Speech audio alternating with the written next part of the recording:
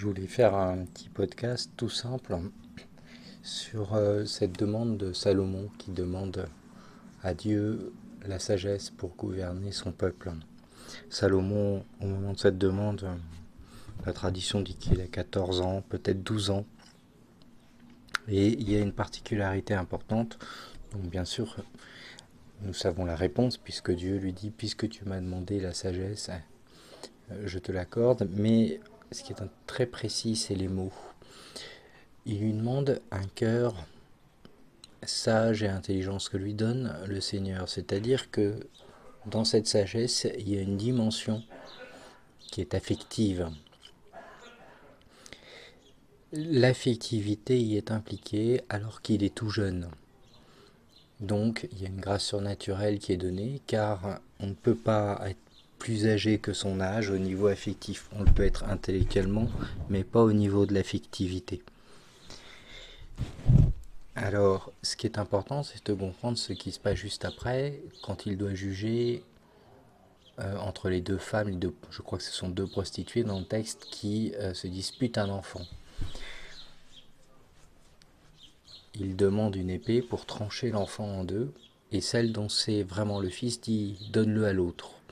Donc il a une lecture tout de suite affective. Il implique une dimension affective dans ce jugement. Dans le livre de l'Ecclésiastique, qu'on appelle aussi le livre de Ben Sirac, il est dit « L'idéal du sage est une oreille qui écoute ». Dans tout ce livre, il sera fait mention à plusieurs reprises de la sagesse, et la tradition des pères de l'Église va avoir dans cette sagesse une annonce claire de la Vierge Marie. Cette écoute parfaite, c'est la Vierge Marie qui l'a au niveau naturel, car elle est l'Immaculée Conception. Elle n'a donc aucune distraction dans son écoute de la réalité et elle entend parfaitement. Elle intègre toutes les dimensions. C'est pour ça que dans la tradition, on a toujours vu cette sagesse comme étant en fait un don direct et étant une analogie très forte à la Vierge Marie.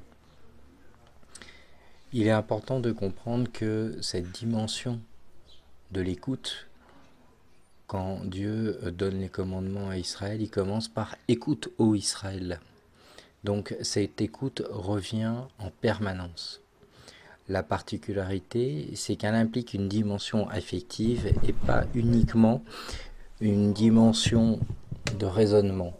Et c'est là où il y a vraiment une différence fondamentale avec toutes les méthodes ou toutes les idéologies, c'est qu'elle implique une mise de présence dans le réel et une écoute qui permet de rentrer vraiment dans cette présence de Dieu.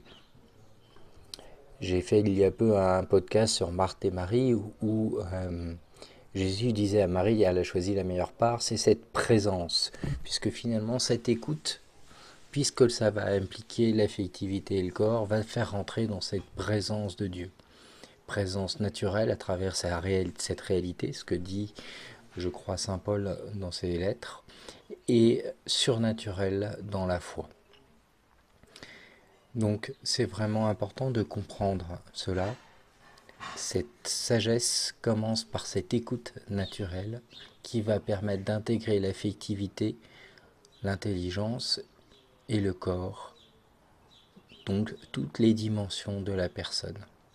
Alors j'insiste bien, le don qui est fait à Salomon est un don de Dieu, cette fois-ci, puisqu'il a 15 ans et il va avoir une maturité affective que seul Dieu peut donner, car humainement nous ne pouvons pas grandir plus vite que l'expérience que nous avons.